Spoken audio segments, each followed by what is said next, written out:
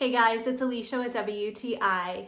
Are you looking for some recipes that are fast but also healthy? This cookbook has got you covered. I have had this cookbook for several years and I really love using this for ideas on making a healthy and quick dinner.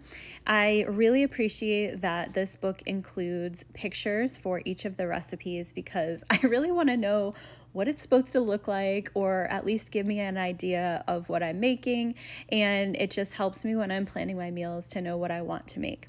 So I love that this book has a lot of different options for meat recipes, poultry, fish and seafood, even vegetarian recipes. And I really appreciate too that there is a list of substitutions so you can easily make a swap if you don't have an ingredient.